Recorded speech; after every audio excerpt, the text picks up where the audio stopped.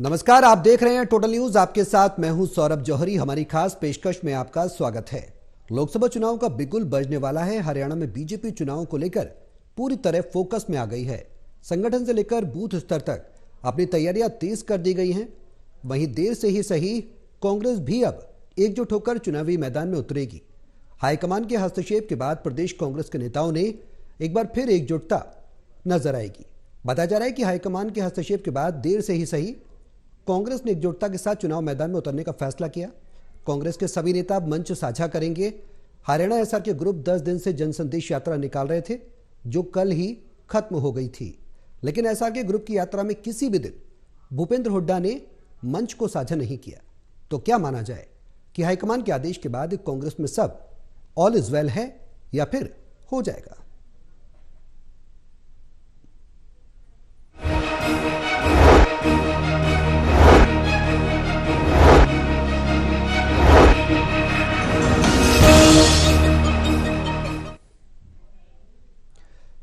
इसी मुद्दे पर हम करेंगे चर्चा। हमारे सहयोगी हमारे साथ जुड़ेंगे, लेकिन आपको यहां पर यह बता दें कि बीजेपी कांग्रेस की एकजुटता को लेकर तंज हमेशा से कसती रही है। कांग्रेस के अंदरूनी कलह को लेकर कांग्रेस के वोट बैंक को कितना प्रभावित उसकी अंदरूनी कलह करेगी, आज की बड़ी बहस में इसी मुद्दे पर हम चर्चा करेंगे कि क्या हाईकमान में कांग्रेस की एकजुटता सिर्फ दिखावे की है या इनके दिल भी एकजुट हुए। रिपोर्ट पहले देखिए।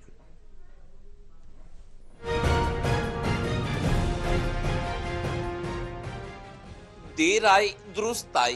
प्रदेश कांग्रेस की दुरुस्ती के लिए यही अच्छा था कि वो वक्त की नजाकत को पहचाने, और ऐसा ही हुआ है। दरअसल एसआरके ने 8 लोकसभा क्षेत्रों में कांग्रेस संदेश यात्रा के बाद यात्रा को 10 दिन पहले ही खत्म कर दिया है। दलील ये कि अब लोकसभा चुनाव सिर पर हैं और काम बहुत है। वैसे भी कुमारी शैलजा के पास उत्तराखंड का प्रभार है और सुरजेवाला कर्नाटक के प्रभारी हैं।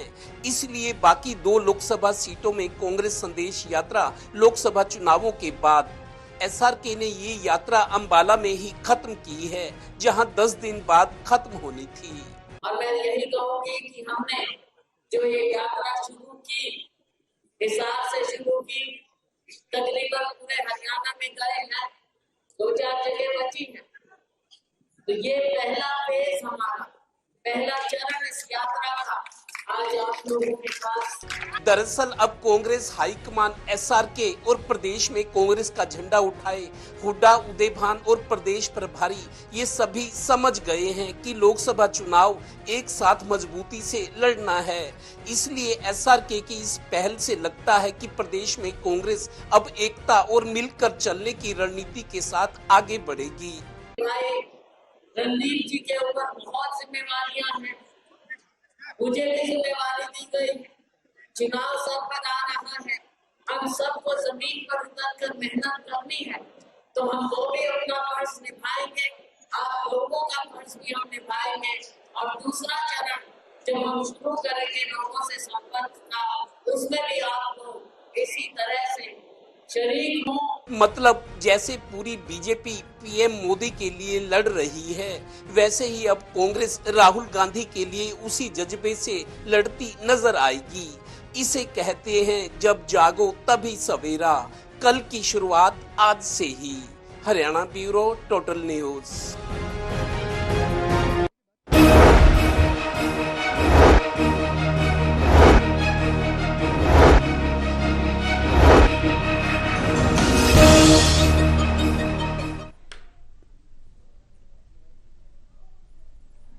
तो लगातार ये सवाल बना रहता है प्रदेश में कि कांग्रेस की स्थिति कब सुधरेगी, मनभेद जो हैं वो कब दूर होंगे, क्या मनभेद है या मतभेद हैं, पार्टी के अंदर जो अंतरकलह है वो क्या पार्टी का बेड़ा पार करवा पाएगी या फिर बंटाधार करेगी। तमाम ऐसे सवाल हैं। और वो अंतरकलह जब दूर हो तब पार्टी एकजुट हो, संगठन का निर्माण हो और प्रदेश में कांग्रेस का मजबूत नेतृत्व बनकर उभरे। ये तमाम सवाल और इनके जवाब अभी तलाशने बाकी हैं, क्योंकि बीजेपी की ओर से लगातार, हरियाणा बीजेपी की ओर से भी लगातार आरोप लगाए जाते रहे कि कांग्रेस में अपने ही वर्चस्व को लेकर लड़ाई चलती रही है और एकजुट नहीं है, गुटों में धड़ों में पार्टी बटी हुई है। अब ऐसे में हाईकमान ने आदेश दिया है, वो हाईकमान का जो आदेश है वो कितना गले से उतरेगा, कितना सिरे चढ़ेगा, ये तमाम सवाल हैं। हाईकमान के आदेश के बाद क्या ऑल इज वेल है, सारी परिस्थिति सुधरेंगी, ये बड़ा सवाल है। क्या एसआर के गुट हुड्डा गुट एक हो चुका है? क्या उदयभान दीपक बावरिया समझ चुके हैं कि अब पार्टी का जो बेड़ा पार होगा वो एक साथ होगा? ये तमाम सवाल है।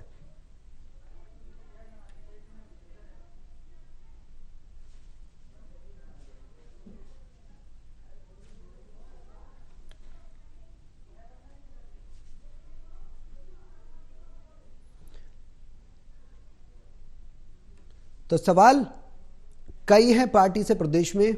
हमारे तमाम सहयोगी हमारे साथ मौजूद रहेंगे। वीरेंद्र सोनी वरिष्ठ पत्रकार हैं, हमारे साथ इस चर्चा में जुड़ेंगे। डॉक्टर महेश हिसार से हमारे साथ इस चर्चा में मौजूद रहेंगे और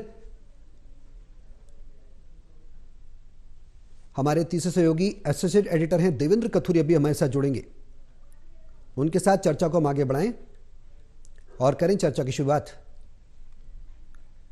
वीरेंद्र जी, सीधा सवाल आपसे कि कांग्रेस के हाईकमान के हस्तक्षेप के बाद क्या यह माना जाए कि पार्टी में अब कुछ बदलेगा? देखिए, हाईकमान तो समय समय पर निर्देश देता रहता है, लेकिन हाईकमान की सुनता कौन है? क्योंकि काफी समय से कांग्रेस में एकता के प्रयास हो रहे थे। देखिए, जो प्रदेश प्रभारी थे दीपक बावरिया, उन्होंने कांग्रेस संदेश यात्रा के संबंध में भी एक पत्र जारी किया था। वो पत्र जो शैलजा गुट के विधायकों को ऐसे चला गया, प्रदेश कांग्रेस कमेटी से गया। हालांकि देखिए, जो पत्र था वो प्रदेश प्रभारी के कार्यालय से जाना चाहिए था, वो प्रदेश कांग्रेस के यहां से चला गया और प्रदेश कांग्रेस ने उसके ऊपर भी प्रेस नोट लिखा हुआ था। देखो, इसका एक गलत संदेश गया था। हाँ, देखिए, अब दोनों गुटों को ऐसा लगने लगा है कि एकता जरूरी है। अगर एकता नहीं होगी तो दोनों गुटों का अस्तित्व समाप्त हो जाएगा। ये कितना गंभीरता से लेते हैं। अभी देखिए, अब टिकटों के लिए भी रस्साकशी होगी। टिकटों की लोकसभा के लिए तो कोई ज्यादा मारामारी है नहीं, क्योंकि लोकसभा चुनाव तो कोई लड़ना नहीं चाहता। असली लड़ाई तो विधानसभा चुनाव को लेकर और मुख्यमंत्री पद को लेकर है। लोकसभा चुनाव को लेकर कोई लड़ाई नहीं है। लोकसभा चुनाव को तो एक समर्पण, एक त्याग की भावना कह रहे हैं। वो कह रहे हैं कि आप चुनाव लड़िए, वो कह रहे नहीं आप चुनाव लड़िए। तो मतलब अपने आप दूसरे को कह रहे हैं, वो कह रहे नहीं ये दूसरा ग्रुप है, ये मेरे से ज्यादा मजबूत है, ये लोकसभा चुनाव लड़े। तो लोकसभा चुनाव में तो एक दूसरे को श्रेय दे रहे हैं, मतलब एक दूसरे को चुनाव में झोंकने की कोशिश कर रहे हैं। मतलब उसमें कहा जा रहा है कि आप ज्यादा मजबूत है, फलाना नेता मेरे से ज्यादा मजबूत है, फलाना नेता मेरे से ज्यादा लोकप्रिय है, उसको लोकसभा चुनाव, मतलब अपनी कड़ी छुड़ाकर दूसरे को मजबूत दिखा रहे हैं। ये तो है लोकसभा चुनाव की स्थिति। विधानसभा चुनाव की स्थिति उल्टा है। विधानसभा चुनाव के लिए तो मारामारी है, एक दूसरे की जड़ें काटने के लिए तैयार बैठे हैं। लेकिन इसमें ये सब जो मुझे छदम दिखाई दे रहा है, अगर एकता होगी तो ये छदम है। अगर कांग्रेस को एकजुट होकर चुनाव लड़ना है और ये हाईकमान को दिखाना है, ये कांग्रेस के लोगों के जो नेता है उनकी रुचि लोकसभा चुनाव में नहीं है। ये हाईकमान को उनको निर्देश देना पड़ेगा कि हाईकमान जो तय करेगा वही उम्मीदवार जो है गंभीरता से चुनाव लड़े। इसके कारण ही जो है कांग्रेस में एकता का आगे जो मार्ग है प्रशस्त हो जाएगा। ये लोकसभा चुनाव तो पहली सीढ़ी है, उसके बाद पता चलेगा कि कांग्रेस में जो ये एकता है ये दिखावटी है या वास्तविकता। लेकिन अभी तक लोगों को इस दिखावटी एकता पर विश्वास होने वाला नहीं है। देवेंद्र, क्या लग रहा है हरियाणा कांग्रेस में क्या कुछ चल रहा है? देखिए सौरभ, मेरे को लगता है कांग्रेस देर से जागी है। जैसे सोया हुआ व्यक्ति सब कुछ खो देता है, तो लगता है कांग्रेस को। दरअसल जिस तरीके से कांग्रेस चल रही थी, गुटबाजी चरम पर थी, उस वक्त जब बीजेपी लगातार मजबूत हो रही थी और बीजेपी के लोग ताने दे रहे थे कि कांग्रेस जो 9.5 साल में अपनी कमेटियां नहीं बना पाई, वो सरकार क्या बनाएगी। ऐसे आक्षेप, ऐसे जबरदस्त हमले बीजेपी कर रही थी जो बिल्कुल दिल के अंदर उतर जाए। तो मेरे को लगता है समय रहते कांग्रेस ने एक अच्छा कदम उठाया है, समझदारी दिखाई है। और आपको बताऊं, ये 17 जनवरी से जो हिसार लोकसभा से पहली संदेश यात्रा कुमारी शैलजा, किरण चौधरी और रणदीप सुरजेवाला की निकली थी, तभी से ये यात्रा विवादों के घेरे में थी। पार्टी के प्रदेश प्रभारी ने कहा था इलीगल है, पार्टी लाइन से हटकर है, मतलब विवादों के बीच ये यात्रा शुरू हुई थी। लेकिन इसी बीच हमने देखा, जो हमने अपने दर्शकों को बताया भी था, कि असम में जब राहुल गांधी की भारत जोड़ो न्याय यात्रा अभी निकल रही थी, वहां कुमारी शैलजा और प्रदेश प्रभारी दीपक बावरिया और केसी वेणुगोपाल जो राष्ट्रीय महासचिव है संगठन के, इन तीनों के सामने, राहुल गांधी के सामने ये बात रखी गई थी कि हरियाणा में किस तरीके से गुटबाजी हावी है, पार्टी की बदनामी हो रही है और आने वाले चुनाव में बड़ा नुकसान उठाना पड़ सकता है। तो राहुल गांधी ने इनको कहा था कि आप एक मंच पर आप अलग अलग कार्यक्रम मत करो, लेकिन उसी टाइम राहुल गांधी की बात का असर अगर नजर आता तो ये लगता कि ये जो एसआर के ग्रुप है इनकी एक तरह से इंसल्ट होती। कुछ समय इनको छूट देने के बाद ये कहा गया कि अब आप सब एक मंच पर आ जाओ। और कांग्रेस के लिए मैं समझता हूं, कांग्रेस कार्यकर्ताओं नेताओं को जब ये पता लगा कि ये यात्रा 10 दिन पहले ही खत्म कर दी गई और हाईकमान राहुल गांधी के आदेश पर अब कांग्रेस चलेगी, तो कार्यकर्ताओं के लिए उछलने की बात है। कांग्रेस के जो अंदर ही अंदर घुट रहे थे कि इस स्थिति में बीजेपी का मुकाबला कांग्रेस कैसे करेगी, तो ये जो फैसला कांग्रेस का हुआ है कि एसआर के गुट भी अलग हो गया, अपना कार्यक्रम छोड़ दिया। कुमारी शैलजा ये कह रही है जो 17 फरवरी को अंबाला में लास्ट यात्रा होनी थी, जो आज कुमारी शैलजा के चुनाव लड़ने की संभावना है लोकसभा की, वो 10 दिन पहले ही वही यात्रा खत्म कर दी गई, ये कहकर कि हमें बहुत काम है, सुरजेवाला कर्नाटक के प्रभारी है, मैं उत्तराखंड की प्रभारी हूं, हमें लोकसभा चुनाव के लिए बहुत कम समय। तो ये चिंताएं जाहिर करते हुए कुमारी शैलजा ने कल ऐलान कर दिया कि यात्रा खत्म है, लोकसभा चुनाव के बाद देखेंगे। तो हाईकमान का जो दबाव था, जो आदेश थे, जो डर था, मेरे को लगता है उसने असर दिखाया। और कांग्रेसियों के सामने अब कोई चारा नहीं सिवाय इसके कि वो कांग्रेस की आवाज, कांग्रेस की लड़ाई एक मंच से लड़े, अलग अलग नहीं। तो मेरे को लगता है कांग्रेस के लिए एक बहुत बड़ी राहत की खबर है, क्योंकि अभी भी 2-2.5 महीने का समय है, कांग्रेस संभल सकती है। जिस तरीके से बीजेपी तैयारियों में, सब चीजों में बहुत आगे निकल गई, मनोबल बढ़ा हुआ है। और मोदी जी को तीसरी बार लाने की बात है, उनको पता है मोदी जी तीसरी बार आए तो हरियाणा में भी बीजेपी तीसरी बार आने की संभावना। लेकिन देवेंद्र वीरेंद्र ने साफ बताया है कि कांग्रेस के जो तमाम प्रदेश के नेता हैं वो लोकसभा चुनाव को फोकस कर रहे हैं, और नहीं उनका यह रणनीति है कि प्रदेश में विधानसभा चुनाव लड़ना है, लोकसभा चुनाव को ले ही नहीं रहे, वो पूरी तरह से फोकस नहीं कर रहे हैं, लाइटली ले रहे हैं। अब वीरेंद्र जी, एसआर के गुट का जिस तरीके से देवेंद्र बता रहे हैं 10 दिन पहले संदेश यात्रा को समाप्त करने के पीछे लोकसभा चुनाव को फोकस किया जाना है, क्या वजह लग रही है? 10 दिन पहले खत्म किया गया है, हाईकमान का आदेश देवेंद्र ने जिस तरीके से बताया उसका असर होता प्रदेश नेतृत्व पर नजर आ रहा है, क्योंकि हुड्डा इन 10 दिनों की संदेश यात्रा में एक दिन भी मंच साझा उन्होंने एसआर के गुट के साथ नहीं किया। सबसे बड़ा सवाल खड़ा करता है। देखिए, संदेश यात्रा का तो अलग उद्देश्य था। देखिए, संदेश यात्रा का कोई हाईकमान को आदेश देने के बाद क्या दोनों नेताओं में एकता होगी? हाँ, अब यही है कि दोनों नेताओं के, दोनों गुटों के नेताओं को बुलाया जाएगा, चुनाव के लिए साझी रणनीति बनाई जाएगी, किसने चुनाव लड़ना है, अपने अपने सुझाव मांगे जाएंगे। देखिए, ये जो यात्रा है स्थगित हुई है, तो उन्होंने कहा है कि लोकसभा चुनाव के बाद हम फिर यात्रा करेंगे। तो मतलब ये यात्रा जो है, कांग्रेस के मतभेद तो रहने वाले हैं, वो समाप्त तो कभी होंगे नहीं। और ये बात है कि आज भूपेंद्र सिंह हुड्डा ने और दीपेंद्र हुड्डा ने अपने निवास 15 तालकटोरा रोड दिल्ली में जो है वो एक भोज का आयोजन किया था, जिसमें कांग्रेस के सभी नेता लगभग मौजूद थे, कांग्रेस हाईकमान के भी नेता थे, मीडिया के लोग भी थे, और उसके अंदर एसआर के ग्रुप का कोई नेता नहीं था, क्योंकि कल उनकी यात्रा समाप्त हुई है तो उनको कोई निमंत्रण भी नहीं होगा। तो भूपेंद्र हुड्डा ने और दीपेंद्र हुड्डा ने आज अपना शक्ति प्रदर्शन भी किया, उसमें कांग्रेस के सभी, लगभग प्राय सभी विधायक थे और दूसरे कांग्रेस हाईकमान के केंद्रीय नेता भी सभी थे। तो एक तरह से, हालांकि वो ये मकर संक्रांति पर करते हैं, इस बार मकर संक्रांति पे नहीं कर सके, तो उन्होंने इसका आज आयोजन किया और आज भी उन्होंने अपनी एकता का, शक्ति का प्रदर्शन किया। जो जिस तरह उसमें लोग शामिल हुए कांग्रेस के, तो उससे उनका एक तरह का एकता का प्रदर्शन था। प्रदेश प्रभारी जो है दीपक बाबरिया भी उसमें मौजूद थे। तो इसलिए हालांकि यह माना जाए कि कांग्रेस में एकता हो जाएगी, ऐसी बात नहीं है। अगर उन्होंने, क्योंकि रणदीप सुरजेवाला प्रभारी है, कुमारी शैलजा प्रभारी है उत्तराखंड की, तो इसलिए वहां भी उम्मीदवारों के चयन की प्रक्रिया शुरू करनी है। तो इसलिए जो है ये मजबूरन उनको यात्रा स्थगित करनी पड़ी है। एकता तब होगी जब ये सभी लोग एक मंच पर आएंगे, एक साथ आएंगे और ये दिखाएंगे कि हम सभी लोग जो है लोकसभा चुनाव लड़ने के लिए तैयार हैं। अगर सभी नेता लोकसभा चुनाव लड़ने के लिए तैयार होंगे तभी यह माना जाएगा, नहीं तो ये दो सभी नेता एक दूसरे को भंवर जाल में फंसाने की कोशिश करेंगे, क्योंकि लोकसभा चुनाव जो है उनके लिए आसान नहीं है, अग्नि परीक्षा है। तो सभी नेता कन्नी काट रहे हैं। अब ये देखने वाली बात है क्या नेता ये एकजुट होकर लोकसभा चुनाव लड़ने के लिए मैदान में कूदते हैं या नहीं कूदते, तभी उससे उनकी एकता का आभास होगा। बिल्कुल। वीरेंद्र जी, क्या ये नहीं लग रहा प्रदेश कांग्रेस के आगे सबसे बड़ी चुनौती अपनों को लेकर ही एक बड़ी चुनौती बनी हुई है? पार्टी विपक्ष के साथ लड़े, बीजेपी के साथ लड़े, जेजेपी के साथ लड़े,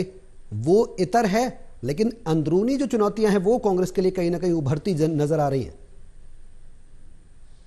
बिल्कुल। देखिए, जनता तो कांग्रेस को चाहती है, कांग्रेस को मजबूत देखना चाहती है, क्योंकि विपक्ष भी मजबूत होना चाहिए जी। लेकिन कांग्रेस के नेता ही जो है वो इस तरह का प्रदर्शन नहीं करते, अपना नहीं दिखाते कि वो भारतीय जनता पार्टी का विकल्प बन सकते हैं। कांग्रेस के नेताओं में हर जगह जो है सिर फुटबॉल की स्थिति है, किसी भी एक भी मुद्दे पर उनमें एकता दिखाई नहीं देती है।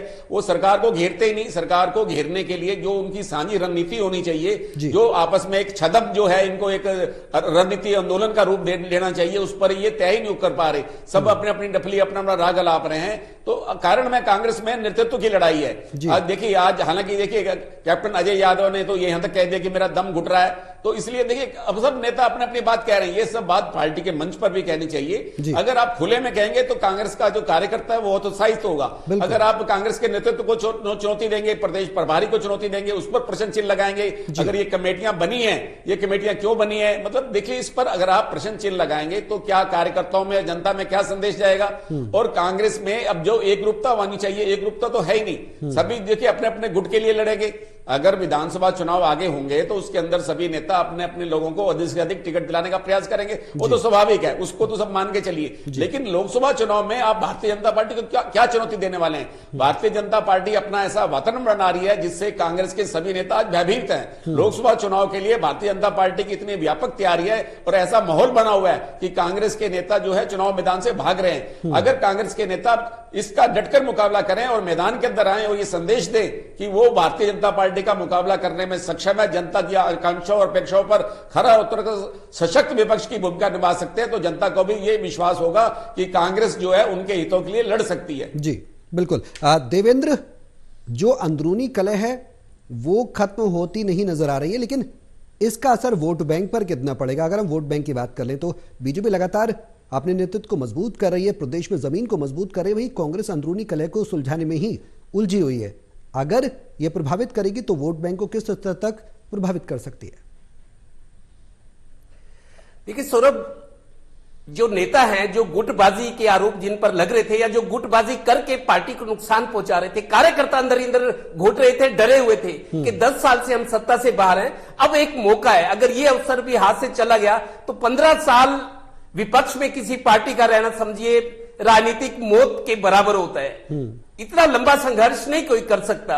अभी ओम प्रकाश चौटाला की पार्टी देखे, उनको भी इतने साल हो गए हैं, लेकिन पार्टी अब पूरी तरह से कमजोर हो चुकी है, वापसी की उम्मीद कम है। अगर कांग्रेस इसी तरीके से चलती रही तो उनको भी पता है खाली पार्टी को नहीं, हर कार्यकर्ता को, हर नेता को उसका भुगतना पड़ेगा। क्योंकि देखिए सत्ता के लिए संघर्ष करे, एसआर के ग्रुप की बात करें, भूपेंद्र हुड्डा, उदयभान प्रभारी है या हाईकमान है, ये सभी चाहे भले ही पार्टी के अंदर गुट है, हर कोई, सबको पता है संघर्ष सत्ता के लिए हो रहा है। अगर इस संघर्ष में सत्ता को ही गंवा देंगे तो संघर्ष किस काम आएगा? लगता है इनको होश आया, लेकिन झकझोरने का काम पार्टी हाईकमान ने किया है। जब हाईकमान तक ये बातें पहुंची कि मतलब गुटबाजी इतने चरम पर है, उस स्थिति में जब लोकसभा चुनाव सबसे बड़ा चुनाव है, अगर बीजेपी के कार्यकर्ता नेता मोदी जी के लिए लड़ाई लड़ रहे हैं तीसरी बार उनको, तो इनको तो चूंकि इनको तो सत्ता का सूखा खत्म करना है, तो अब मेरे को लगता है जो ये एक प्रयास हुआ है, कोशिश हुई है कि गुटबाजी को खत्म करो, एक मंच पर आओ,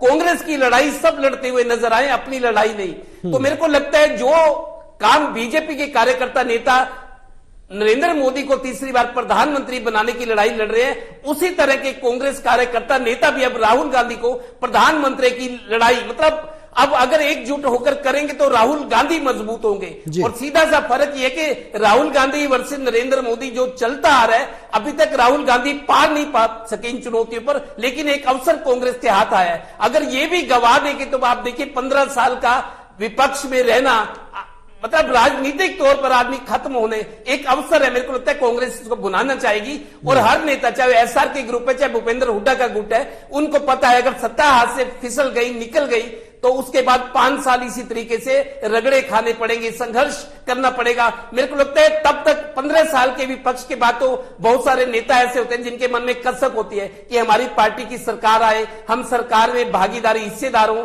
तो 15 साल के बाद कोई जो ज्यादा उम्र के नेता होते हैं, शायद उनकी भी जिंदगी उस मुकाम पे आ जाती है कि उनका सपना पूरा ना हो।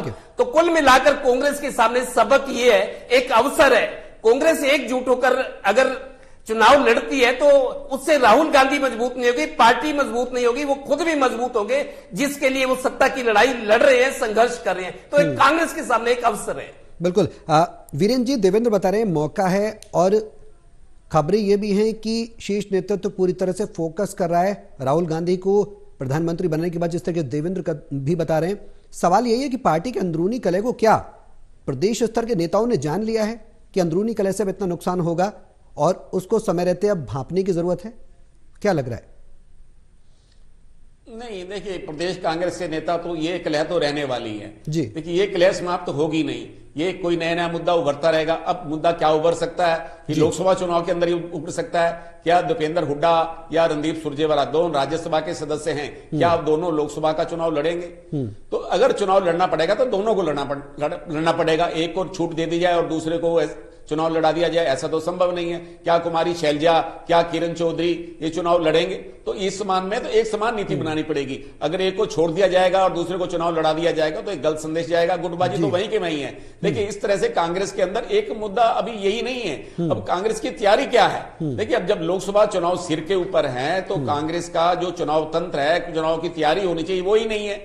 अब कांग्रेस के नेता तो आपस में उलझे हुए हैं और अभी तक भी उम्मीदवारों का चयन होना है, वो अलग प्रक्रिया है, वो हाईकमान करेगा। लेकिन इसके अलावा आपने कहां नेताओं को सोशल मीडिया विंग क्या देखना है, आईटी विंग किसने देखना है, चुनाव प्रबंधन किसने देखना है, चुनाव की जो व्यवस्थाएं अलग अलग होती है, नेताओं के प्रवास कार्यक्रम होते हैं, इस सब की अलग अलग व्यवस्थाएं हैं, उसकी कोई तैयारी नहीं है। देखिए, अब जो है भारतीय जनता पार्टी का सोशल मीडिया जो विंग है, तरह तरह के जिस तरह से अपनी पार्टी की नीतियों का प्रचार कर रहा है, अपने नेताओं की छवि उभार रहा है, मुख्यमंत्री मनोहर लाल जी की छवि उभार रहा है। जिस तरह मनोहर लाल जी सिखों के बीच में गए हैं, वहां अलग धार्मिक कार्यक्रम कर रहे हैं, लोगों के बीच जा रहे हैं, तो एक अलग ढंग से छवि बन रही है। और कांग्रेस का एकजुट होकर अपने किसी भी नेता की ऐसी छवि नहीं बना रही, चाहे ना राहुल गांधी की ऐसी छवि बन रही है हरियाणा के अंदर जिससे उसकी छवि में उभार हो, ना ही किसी अलग अलग ढंग से जो नेता है वो अपने अपने गुटबाजी में लगे हुए हैं। उनका ध्यान आपस में एक दूसरे नेता को निपटाने में लगा हुआ है। उनका ये उद्देश्य नहीं है कि राहुल गांधी प्रधानमंत्री बने।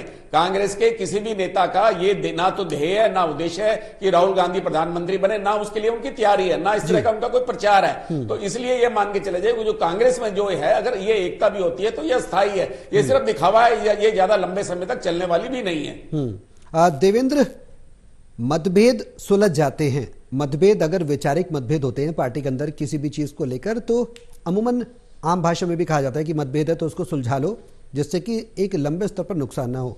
लेकिन मनभेद गहरा जाते हैं पार्टी के अंदर। इस समय कांग्रेस में क्या लग रहा है, मतभेद हैं या फिर मनभेद हैं? देखिए सौरभ, दरअसल बात यह है, ये अपने अपने अहम की, अपनी अहमियत की भी मेरे को लगता है। जिस तरीके से भूपेंद्र हुड्डा को और उदय भान को पार्टी हाईकमान ने एक फ्री हैंड दिया है, ज्यादा पावर दी है, इनको ये लग रहा था, इस तरीके का इंप्रेशन था, जिस तरह भूपेंद्र हुड्डा कहीं जाते हैं, खासतौर पे अपने इलाकों में जहां उनका प्रभाव है, तो उनको मुख्यमंत्री कहकर पुकारा जाता है कि अगले मुख्यमंत्री। इस तरीके की जब ये सारी चीजें होती है तो जो एसआर के ग्रुप के लोग हैं उनको ये शायद अच्छा नहीं लगता कि सब पार्टी में बराबर हैं, सब लोग पार्टी के लिए काम करें, लेकिन ज्यादा एडवांटेज देना किसी को, ज्यादा प्रभाव किसी का नजर आना, तो राजनीति में सही, वो देखिए ईर्ष्या तो होती है राजनीति में, लेकिन अपना वजूद भी सबको दिखाना होता है, अपनी ताकत, अपनी ऊर्जा, अपनी लॉयल्टी भी दिखानी होती है। तो भूपेंद्र हुड्डा के साथ जो उनके समर्थक जब ये कहते हैं उनके अपने एरिया में जहां वो ज्यादा पॉपुलर हैं कि मुख्यमंत्री बनेंगे, मुख्यमंत्री हैं, मुख्यमंत्री आए हैं, इस तरह की चीजें जब दूसरे प्रति योगी जो है ना पार्टी के अंदर, उनको ये रास नहीं आती। शायद इस ग्रुप को, एसआर को ये भी लगा होगा कि पार्टी भी ये चलाएंगे और सरकार भी ये चलाएंगे, तो हमारी अहमियत क्या है। तो मेरे को लगता है उस तरह की ये थोड़ा सा जो द्वेष भावना थी, लेकिन हाईकमान के हस्तक्षेप के बाद, राहुल गांधी के ये कहने के बाद कि आप एक मंच पे नजर आएंगे, लेकिन जब राहुल गांधी ने आदेश दिया, ऐसा नहीं था कि एकदम इनकी गतिविधियों को, वो तमाम ऐसे सवाल हैं देवेंद्र जो अब बैठकर सुलझाने पड़ेंगे और अब कोई बीच का रास्ता निकालना पड़ेगा। वीरेंद्र जी, लास्ट कमेंट में आपसे लेना चाहूंगा, पार्टी के अस्तित्व को बचाना बेहद जरूरी है कांग्रेस के लिए। स्वार्थ से ऊपर क्या पार्टी का अस्तित्व नजर आएगा? लास्ट कमेंट संक्षेप में सर। देखिए, आज जो प्रदेश प्रभारी दीपक बबरिया जो है, गीता बुक्कल और ललित नागर को ये एक बात कह रहे थे कि आप चाहे यात्रा निकाल लें, चाहे जन क्रोश रैली कर लें, तो ये स्थिति तो वैसे हुई जिस तरह ब्याह शादी में लोग आते हैं, खाया पिया और चले गए। जब तक आप घर घर कांग्रेस, हर घर कांग्रेस का जो संदेश नहीं देंगे, वहां तक संवाद नहीं करेंगे, तो कांग्रेस का उद्धार होने वाला नहीं है। इसी में सार छिपा हुआ है। जब तक आप संवाद नहीं करेंगे, मतदाताओं के साथ संबंध नहीं बनाएंगे, उनके पास जाएंगे नहीं, तो इससे कोई कांग्रेस का उद्धार होने वाला नहीं है। बिल्कुल, पब्लिक से कनेक्ट होना बेहद जरूरी है और उसके बाद ही पार्टी का बेड़ा पार होगा। अब हाईकमान ने हस्तक्षेप किया है राहुल गांधी को लेकर। प्रदेश, हरियाणा प्रदेश के जो कांग्रेस नेता हैं, दिग्गज के एक मंच पर एक साथ साझा होंगे, जुटेंगे और पार्टी को मजबूत करने का आने वाले समय में काम करेंगे, क्योंकि लोकसभा चुनाव में बेहद कम समय बचा है। उसकी रणनीति को लेकर पार्टी कितनी तैयार है, क्या रणनीति है, हाईकमान के आदेश का कितना असर पड़ेगा, ये तमाम सवाल देखने होंगे और उसके बाद किस तरीके की एक्शन पार्टी के स्तर पर लिया जाता है, ये देखने वाली बात होगी। बहुत शुक्रिया आप सभी का हमारे साथ इस चर्चा में शामिल होने के लिए।